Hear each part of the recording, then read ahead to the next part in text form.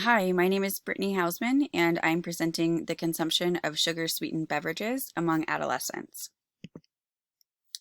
Sugar-sweetened beverages, or SSB, consumption has doubled within the United States in the past 40 years. Sugar-sweetened beverages are the largest culprit of added sugar to American diets. 80% of youth consume sugar-sweetened beverages daily, and adolescents aged 12 to 19 consume the highest amounts, amounting to 13 to 28% of their total recommended daily caloric intake. This is troubling as sugar sweetened beverages contain little to no nutritional value. 20.5% of adolescents in the United States are obese. Obesity at these ages predispose young people to chronic diseases. Some of these chronic health problems include heart disease, type 2 diabetes, high blood pressure, respiratory problems, cancer, and the risk of obesity and the associated comorbidities also threatens a shorter life expectancy for adolescents as compared to their parents. Poor mental health is also a negative outcome, including mental performance and low self-esteem, lower quality of life, and social problems. Some of the social determinants of health regarding the consumption of sugar-sweetened beverages include socioeconomic factors, poverty, education level of the household, which is also correlated with income level, WIC and other supplemental assistance. There are many factors that contribute to healthy food and beverage availability, including cost. For a family living below the poverty line in some neighborhoods, it may be more cost effective to eat a fast food value meal accompanied by a large soda as compared to purchasing healthy ingredients for a meal prepared in the home. Food insecurity is a household behavior that often leads to overconsumption of unhealthy foods and beverages. Behavior modeling is highly influential as adolescents witness family consumption behaviors. Neighborhood geographic is enormously influential as well to dietary behaviors.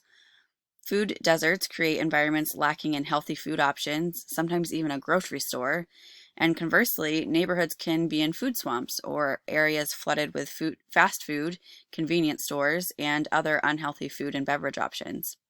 School policies, such as federal lunch programs, can also influence consumption of sugar-sweetened beverages. Now we'll take a look at some of the behavior theories and respective constructs that help to understand the behavior of consuming sugar-sweetened beverages. The construct of self-efficacy is imperative for an adolescent to move across the 5 stages of the trans-theoretical model of change. Without self-efficacy or the belief in one's ability to change behavior, an individual is likely to remain stagnant and continue consuming sugar-sweetened beverages. While the 5 stages of change within this model may help to identify where an adolescent may be with regards to changing their behavior, the accurate classifying of individuals proves to be a difficult task. A study of Brazilian adolescents defined this classification as a challenge. The study labeled adolescent self-reporting of health behaviors to be extremely optimistic. Adolescents tend to underestimate or overestimate their healthy eating behaviors. This particular study went a step further and added 2 pseudo stages that identified these underestimating and overestimating groups and labeled them as at-risk populations considering their inaccurate perceptions of their own healthy eating habits.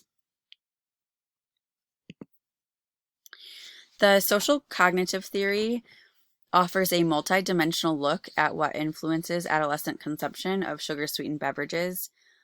A study compared the correlation of this behavior to home and family environments, peer behaviors, school policy, and neighborhood geographic. Home and family environments held the strongest correlation to adolescent consumption of sugar-sweetened beverages.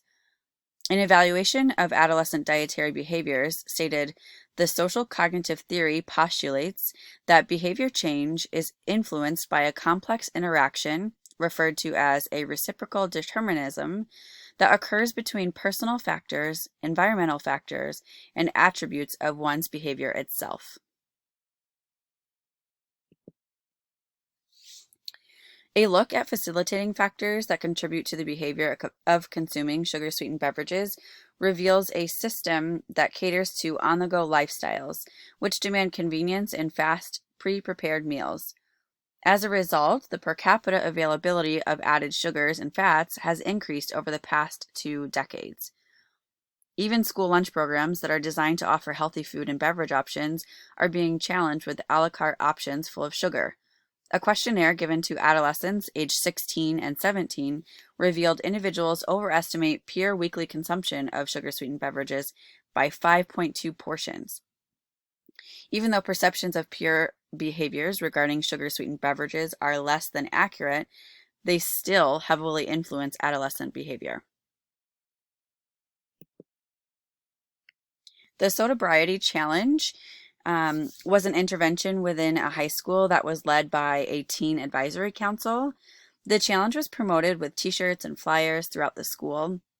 Announcements discussing risk and negative outcomes from consuming sugar-sweetened beverages, as well as the benefits of choosing alternative beverages, were made each day over the PA system. Previous to this intervention, school policies were not effective in decreasing sugar-sweetened beverage consumption among this particular group of adolescents. Creating an awareness and knowledge paired with student-led social influence was effective in decreasing the number of sugar-sweetened beverages purchased from both vending machines and the cafeteria. This intervention combined constructs from both the theory of reasoned action, or social norms, as well as the information motivation behavioral skills model, or knowledge and skills, to successfully alter adolescent consumption of sugar-sweetened beverages.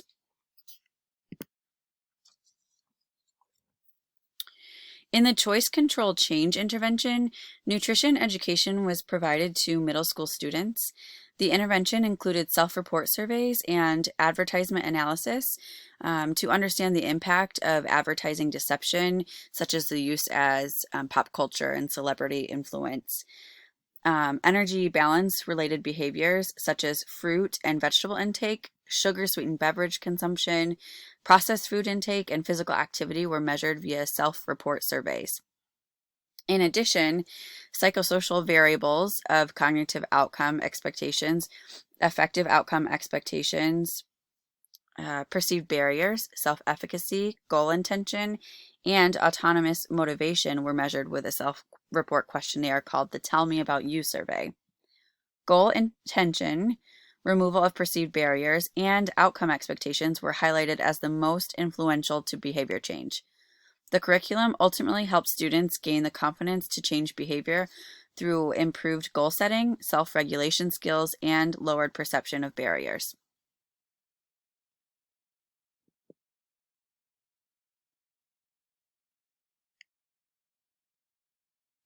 The next intervention included health modules with topics including identifying sugar-sweetened beverages, understanding the benefits of drinking water and risks of consuming sugary beverages, and building familiarity with the grocery store, and also identifying barriers.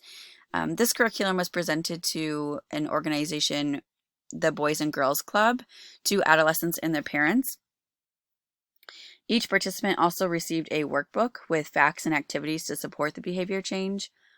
A decrease in consumption of sugar-sweetened beverages resulted from this intervention, and the H2O Go intervention provided adolescents with knowledge about sugar-sweetened beverages and the benefits of drinking water, involved their parents in an effort to model good behavior and behavior change to increase adolescent self-efficacy, and change the environment within the community of the Boys and Girls Club to further support the behavioral change.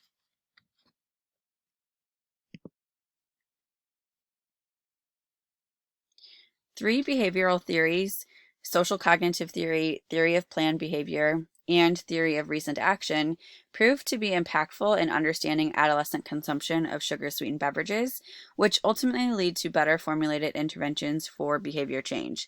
Specific constructs including self-efficacy and perceived norms are vital to the likelihood of an adolescent achieving behavior change. Adolescents are very impressionable, and social norms, especially acceptance and the concept of fitting in, are extremely important to this age group. Addressing normative behaviors surrounding beverage choice will be highly impactful in influencing adolescent health. Improved knowledge is an important piece of changing social norms. However, knowledge alone has not proved to be an effective vessel of behavior change. In any intervention, an ecological approach will improve the likelihood of obtaining and maintaining behavior changes.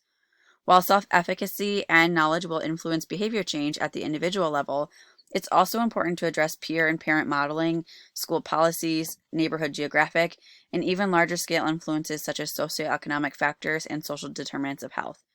Some, some ethical scenarios to consider when implementing an intervention to adolescents include the age of the adolescents as they are minors, parental involvement with regards to the adolescent ages, and the cultural influence to dietary behaviors. Here are my references, and thank you for listening.